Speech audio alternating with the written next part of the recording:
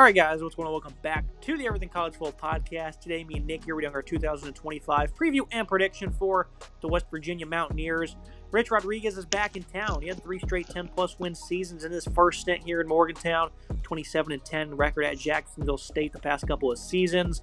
Zach Alley will be the defensive coordinator. 22-23 at Jack State. Spent last season on Brent Venables' staff at Oklahoma.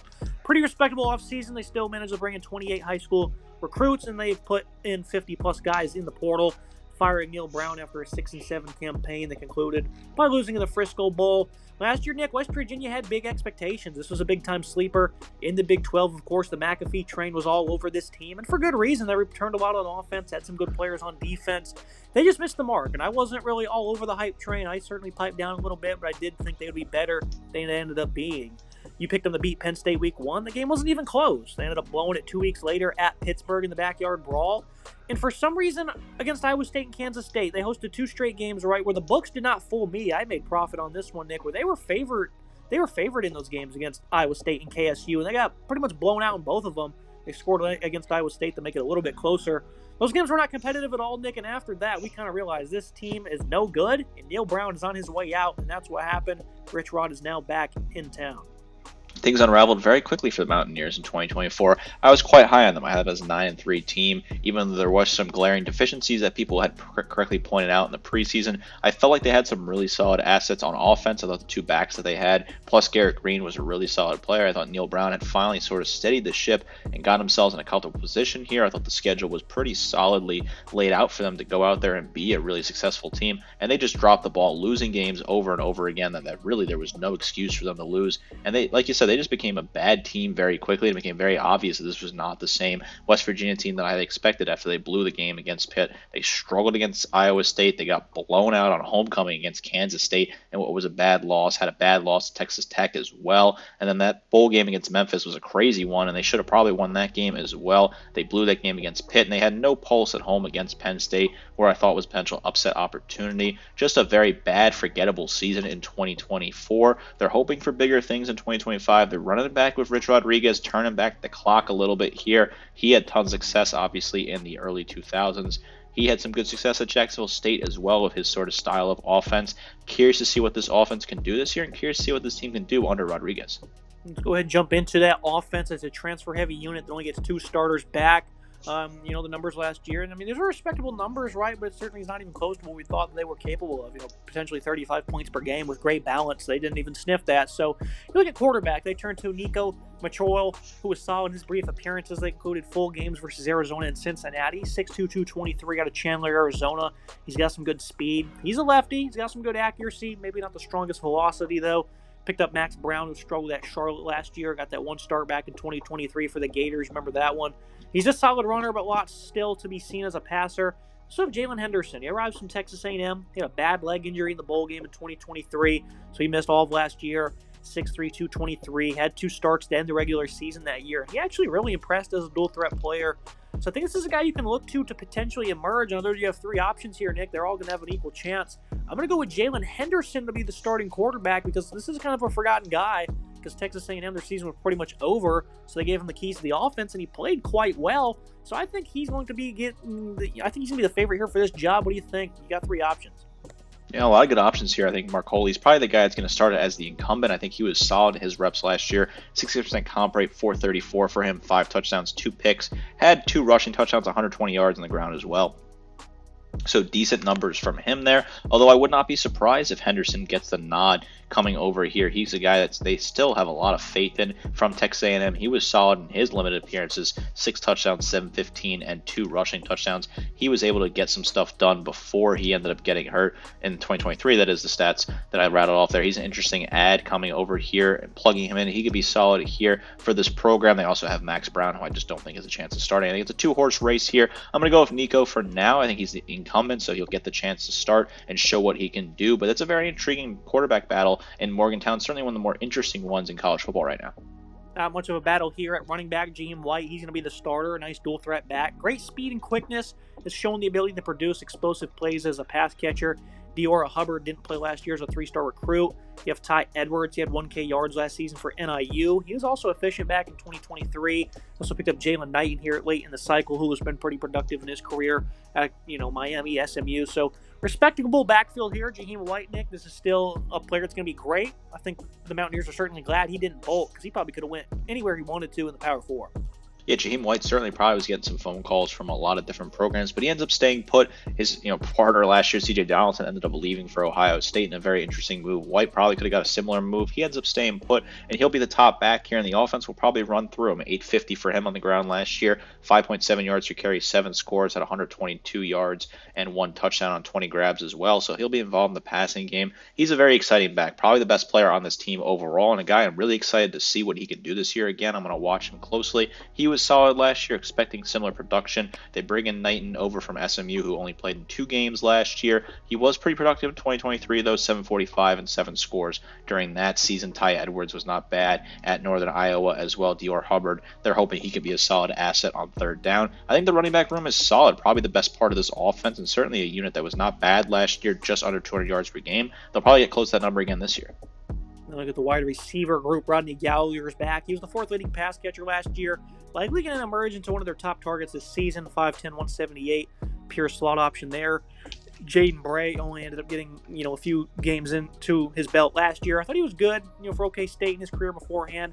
Cam Vaughn, he was impressive for Jack State. Showed tremendous explosiveness. I think that's going to be an underrated performer here for this team. Orrin Singleton, he was a nice consistent pass catcher for Eastern Michigan last season. Jeff Wimmer, over 1K yards last year for Idaho State as an outside pass catcher. He's 6'2", 204.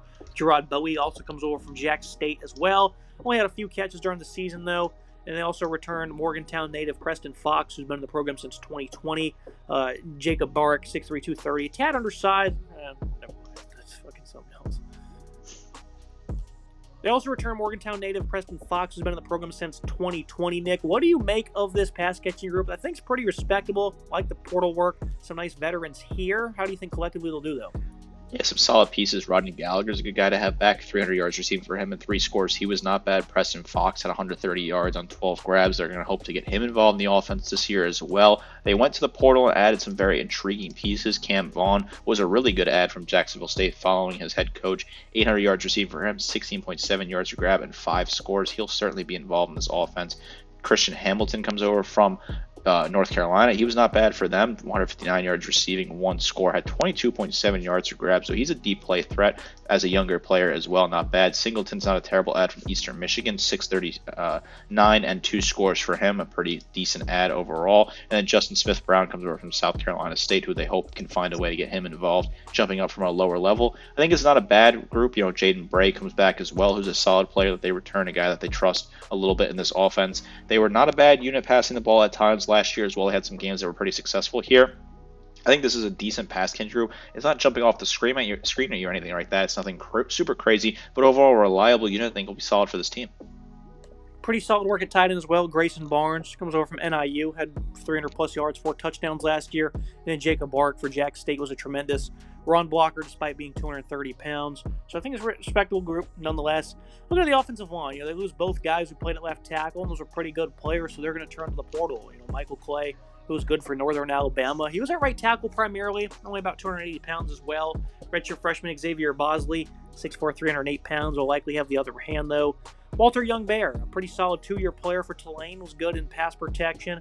Layden Livingston enters his 3rd year in the program with limited reps, but should take over as the starting center. You also have redshirt freshman transfer Robbie Martin, who didn't play himself, at NC State last year.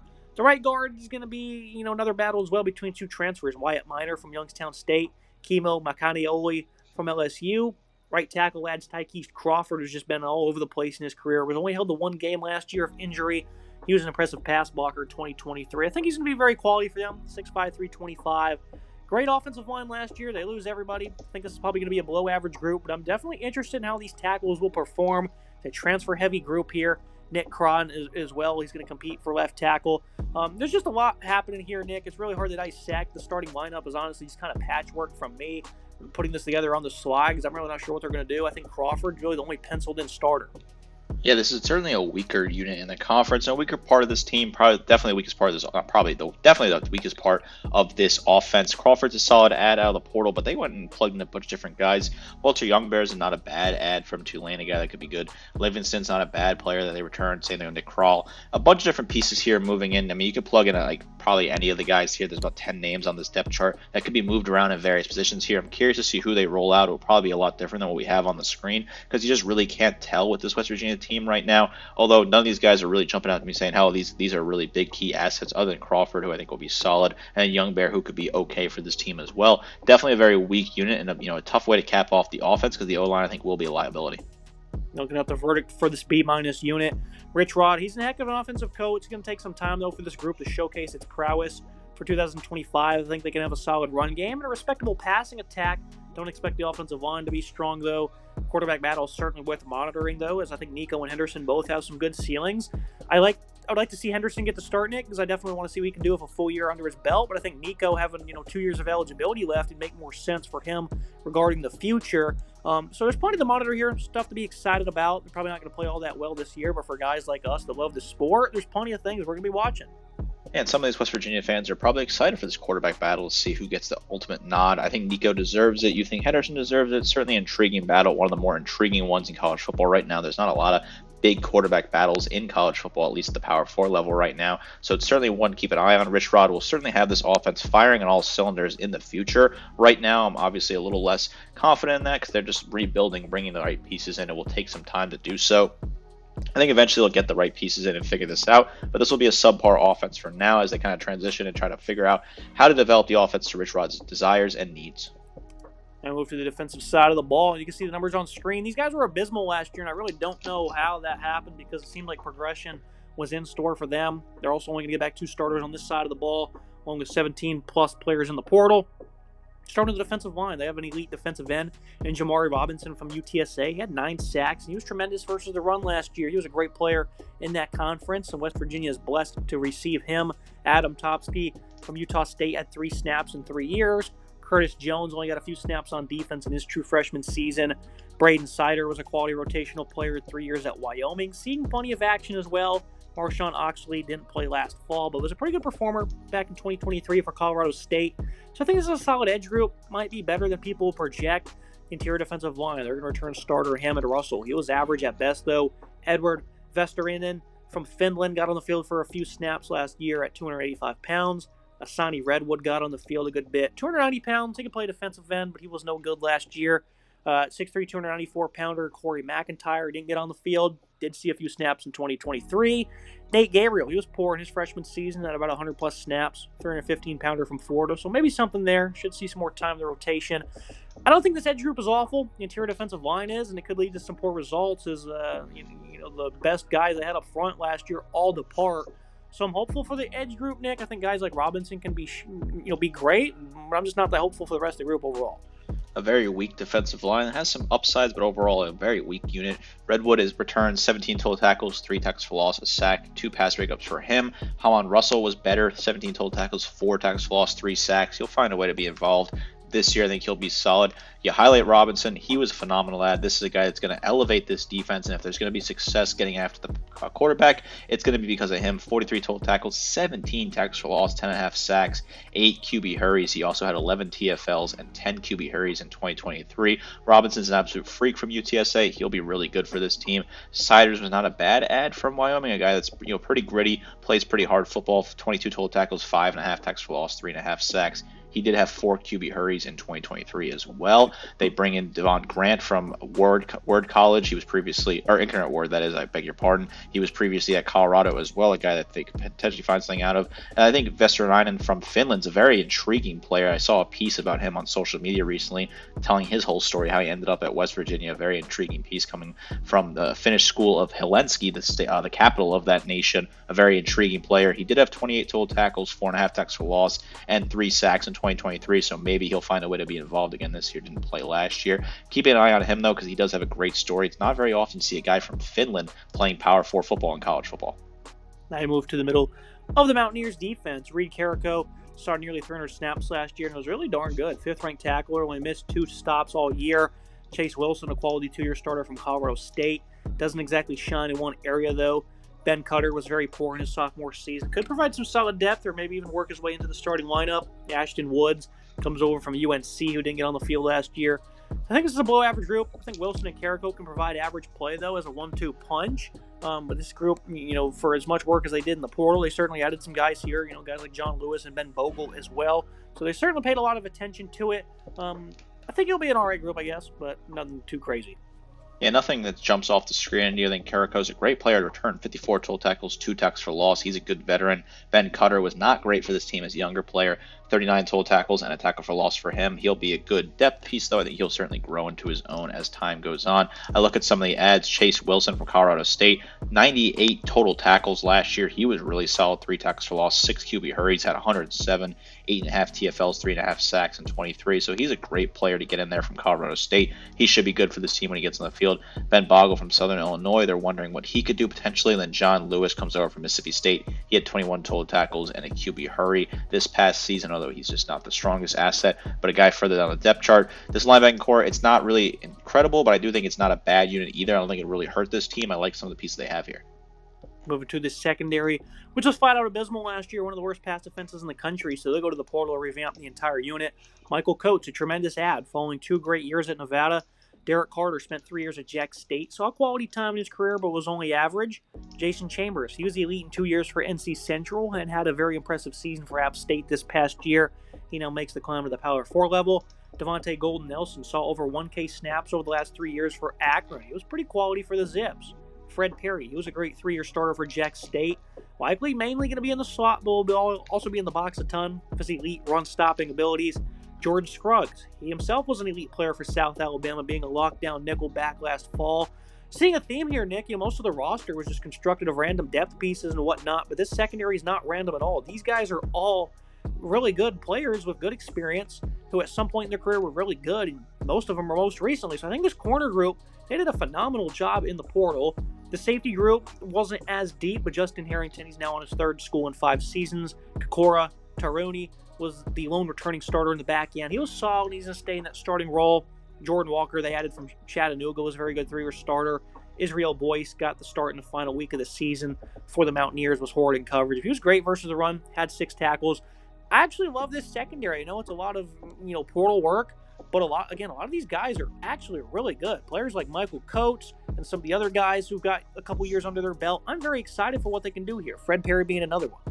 A very intriguing secondary, certainly. They bring back Turner, who was playing for them last year, 35 total tackles, 3 tackles for loss. He returns. Israel Boyce had 11 total tackles. He looked good towards the second half of the season. Certainly at the end of the season, he looked strong here. They bring in a lot of different assets to try and revamp a unit that was 126th in the nation last year. Michael Coates was a great add for Nevada, 41 total tackles, 4 picks, 13 pass breakups. He is just a phenomenal coverage asset out of Biloxi, Mississippi. A great player. Darian Lewis comes over from Akron, 74 total tackles, 6 pass breakups and a pick. He was really solid for the Zips on what was a bad team. Jason Chambers was pretty good at App State. 38 total tackles and a pass breakup for him. He's a guy that could be solid. Fred Perry from Jacksonville State, following his head coach, 110 total tackles as a safety is a quite impressive number. 10 tackles for loss, 3 sacks, 2 QB hurries, 2 pass breakups. He had 5 pass breakups and 7 QB hurries in 2023. They move him around a little bit. He'll certainly be an asset that's solid. Another Jacksonville State player coming over, Derek Carter, 31 total tackles, 1.5 tackles for loss, a pass breakup. He had 8 of those in 2023. Justin Harrington from Washington didn't play a whole lot for them, but they're hoping that they can get something out of him. Jordan Walker from Chattanooga is an interesting lower tier piece that they add, as is William Davis from Virginia Union College, trying to see what they can do. A lot of names there. I rattled off a ton of transfers, but I do like the work they do. I don't love bringing in a whole group of transfers for one position group. I think some of these guys are very high upside, though. I think this is one of the better transfer-heavy defenses in the nation. I like what they brought in here. I feel pretty good about this unit, and I feel pretty good about the secondary taking a next step and being a very strong unit and significantly improving on what they did last year.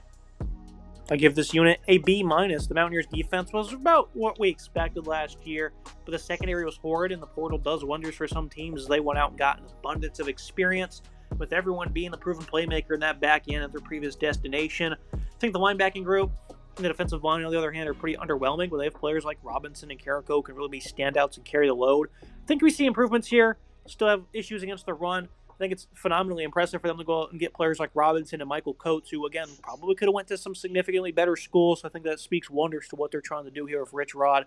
Moving to the final prediction in the schedule for West Virginia.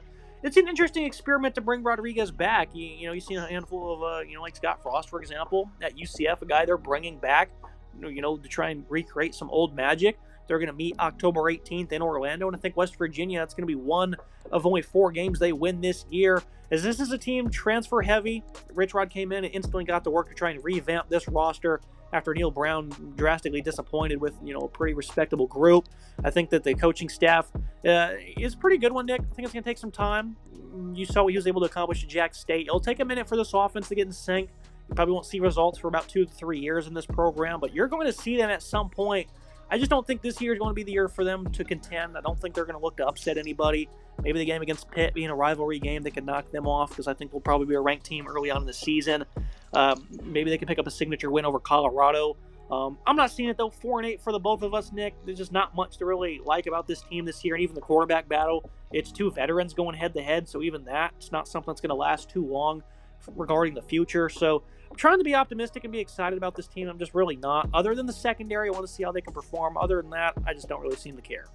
I ragged on UCF for bringing back Scott Frost. I'm a little bit more confident in Rich Rodriguez coming back to West Virginia, although I don't necessarily like both hires. Rodriguez had more sustained success at West Virginia prior to his departure, similar than Scott Frost did at UCF, and Rich Rodriguez had more sustained success at his recent stops, back-to-back 9-4 seasons at the FBS level, at Conference USA, and had a 9-2 season in the ASUN prior to that. So overall, I think Rich Rodriguez is the better long-term vision out of the 2 teams in the Big 12 that kind of ran it back with old coaches. I still don't love doing that necessarily. I kind of feel like you got to do something a little bit different here. 4-8 for me. I think there are some pieces that are interesting on this team. I think the offense will certainly develop as the season goes on. I think the running back room is not bad. I think the quarterback battle is a quite intriguing one to watch. The O-line is abysmal, and the pass-catching group's a bunch of guys who are really unproven. The defense, I think the secondary will be phenomenal coming into the season. They went heavy in the portal and added some great pieces.